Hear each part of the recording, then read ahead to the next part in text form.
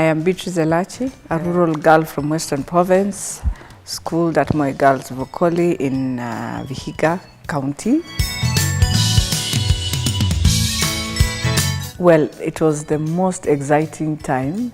We joined a class, and remember it was a new unit. Therefore, we were building also the foundation of that unit. And more interestingly, we came in different backgrounds. And at one point, I think we had 4 to 5 colonels from the army. And you know, first of all, you look at their discipline, how they value their own institutions. And we learned a lot from them. But it was our class that we changed it into brothers and sisters. So even sometimes the lecturer will enter the class and wonder, am I in a class of different students or same family? Because now we would unite and either do together and we will follow up. It was a very interesting class because we would follow up, where are you? If we miss you 3 or 4 times, we start looking for you. And we used to have our own sort of get together once in a while, just to know where are you, what are you doing, what do you have. And I think we've walked all of them, that class. I doubt whether we have any of them who is out without a job. And that's the most important thing. Those who didn't have moved.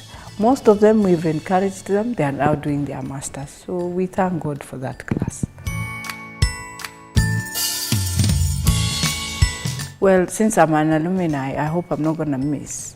But the one thing we miss is the prayers.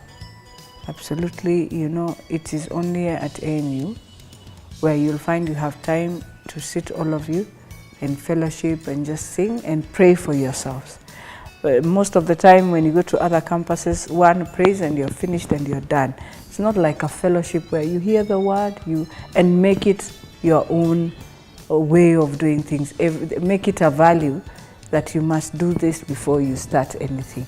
Even when we're doing exams, there's not many places where you find people remembering that you have to pray just for your own exams. So that's one attribute I will always, and which I have borrowed going forward, that in everything we do, it's always good to put your Father first before you start.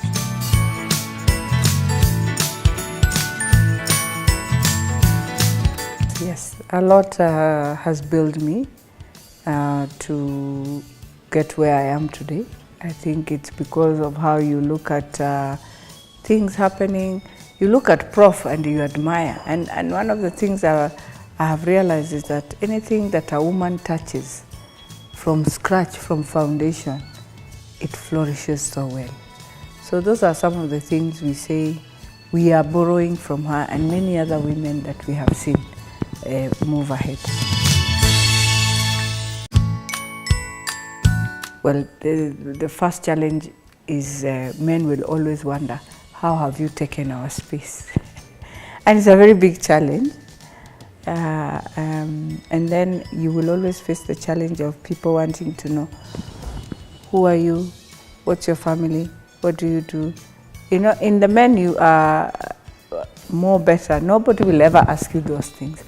And they don't even care.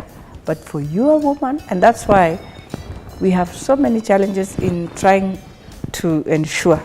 And also the society looks upon you to be very different from the man.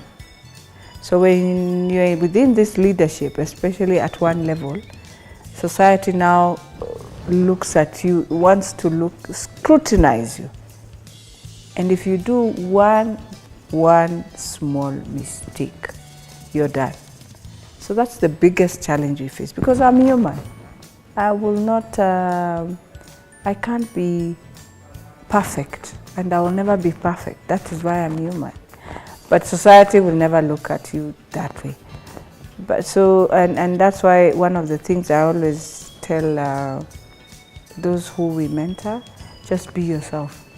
From the beginning, don't pretend you can be this.